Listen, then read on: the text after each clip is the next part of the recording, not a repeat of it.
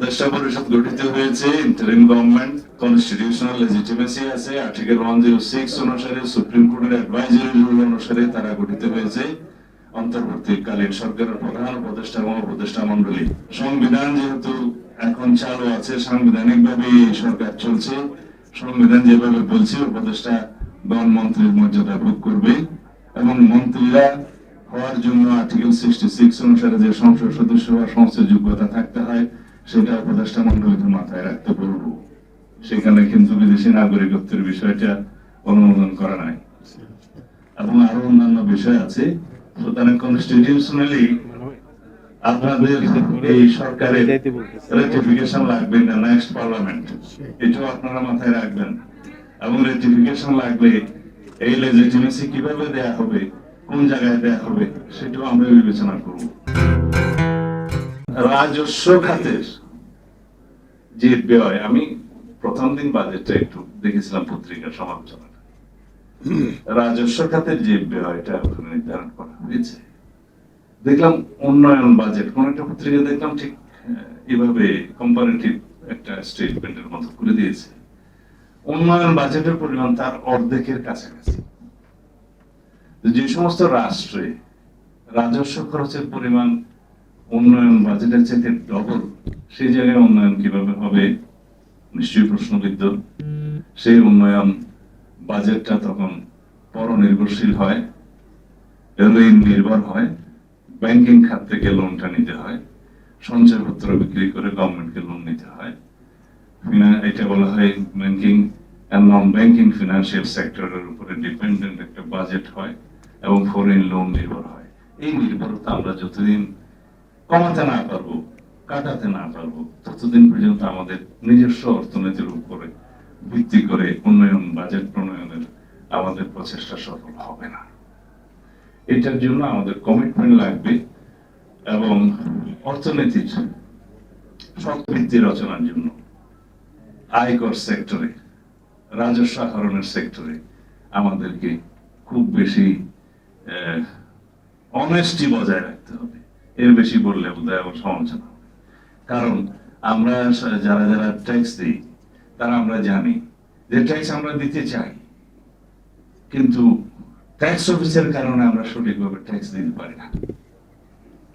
এর বেশি বোধহয় খোলাসা করলে অসুবিধা হবে। যাই হোক, আমরা যদি সর্বক্ষেত্রে আমাদের সততা প্রতিষ্ঠা করতে পারি, দেশপ্রেমকে যদি আমরা প্রায়োরিটি দিতে পারি, তাহলে আমরা একদিন সেই জায়গায় যাবো ইনশাআল্লাহ। আর করমুক্ত আয় সীমা আর একটু বাড়ানো দরকার। এটা উপদেষ্টা পরিষদে আলোচনার মধ্যে দিয়ে হবে, কারণ জবাবদিহিতা তো খুব একটা নাই এই সরকারের, প্রয়োজনও পড়ে না বোধহয় ইদানিং আচার আচরণে, তাই আমার মনে হচ্ছে।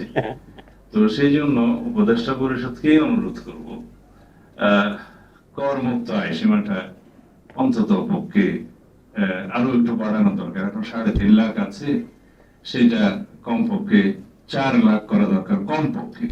কারণ এখানে একটা হিসাব দেখানো হয়েছে, যার বেতন 30,000 সে মোটামুটি দরিদ্র বলা যায়, যাদের মাসিক আয় 30,000, তাদের হিসাব করলেও সেটা 3,60,000 হয়। তাকেও এই ট্যাক্স নেটের আওতায় আসতে হবে।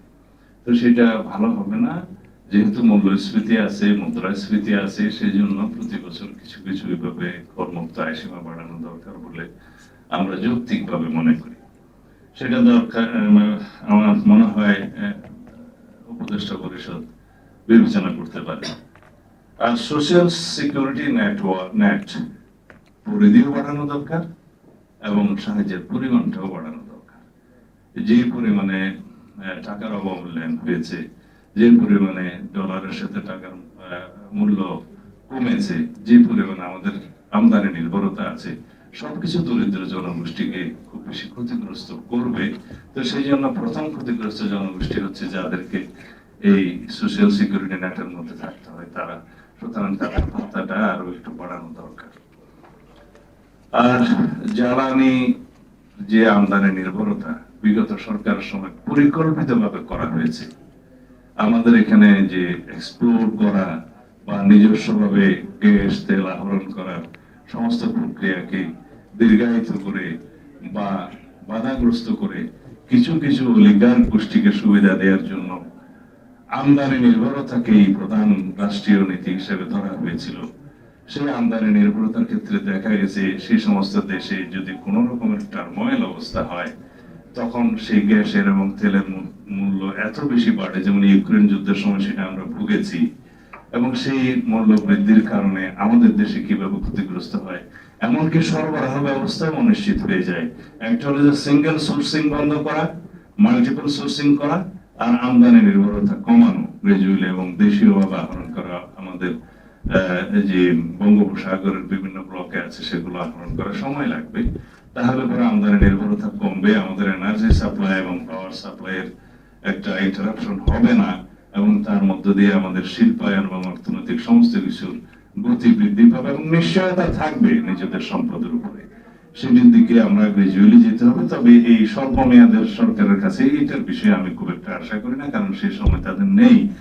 যেহেতু সাইফুল ভাই জিজ্ঞেস করেছিলেন যে তাদের দায় মুক্তির বিষয়ে লন্ডনে কোনো আলোচনা হয়েছে কিনা, না, কারো দায় মুক্তির বিষয়ে আমাদের কোনো আলোচনার প্রসঙ্গ ছিল না। উপদেষ্টা পরিষদ গঠিত হয়েছে, ইন্টারিম গভর্নমেন্ট, কনস্টিটিউশনাল লেজিটিমেসি আছে, আর্টিকেল 106 অনুসারে, সুপ্রিম কোর্টের অ্যাডভাইজারি রুল অনুসারে তারা গঠিত হয়েছে। অন্তর্বর্তীকালীন সরকারের প্রধান উপদেষ্টা এবং উপদেষ্টা মন্ডলী। সংবিধান যেহেতু এখন চালু আছে, সাংবিধানিক ভাবে সরকার চলছে, সংবিধান যেভাবে বলছে উপদেষ্টা গণমন্ত্রীর মর্যাদা ভোগ করবে, এবং মন্ত্রীরা হওয়ার জন্য আর্টিকেল 66 অনুসারে যে সংসদ সদস্য হওয়ার সমস্ত যোগ্যতা থাকতে হয়, সেটা উপদেষ্টা মন্ডলীকে মাথায় রাখতে বলবো। সেখানে কিন্তু বিদেশি নাগরিকত্বের বিষয়টা অনুমোদন করা নাই, এবং আরো অন্যান্য বিষয় আছে। আমি এই বিষয়ে আজকে বেশি কিছু বলবো না। সুতরাং কনস্টিটিউশনালি আপনাদের এই সরকারের রেটিফিকেশন লাগবে না নেক্সট পার্লামেন্ট, এটাও আপনারা মাথায় রাখবেন। এবং রেটিফিকেশন লাগলে এই লেজিটিমেসি কিভাবে দেয়া হবে, কোন জায়গায় দেয়া হবে, সেটাও আমরা বিবেচনা করব। সুতরাং জনগণের পক্ষে, আপনারা গণতন্ত্রের পক্ষে, এবং অতি দ্রুত আমরা যাতে ডেমোক্রেটিক ট্রান্সফরমেশনের দিকে যেতে পারি, সেরকম কার্যক্রম আপনারা নেবেন। এবং সেই হিসাবে লন্ডনের আলোচনার সূত্র ধরে যে সিদ্ধান্তটা হয়েছে, সেটা খুব শিগগির ইলেকশন কমিশনে যথাযথ প্রক্রিয়ায় কমিউনিকেট করবেন বলে আশা করি, যাতে ইলেকশন কমিশন জনগণের সামনে বলতে পারে যে তারা সরকারের কাছ থেকে একটা পরামর্শমূলক বা নির্দেশনামূলক মেসেজ পেয়েছে। আশা করি এর বিষয়ে আজকে বলা ঠিক হবে না। আমি যেহেতু অনেক সময় হয়ে গেছে, সেজন্য আর বেশি বক্তব্য দিতে চাই না। আপনাদের সকলকে আমার বক্তব্য শোনার জন্য কৃতজ্ঞতা প্রকাশ করছি। ধন্যবাদ।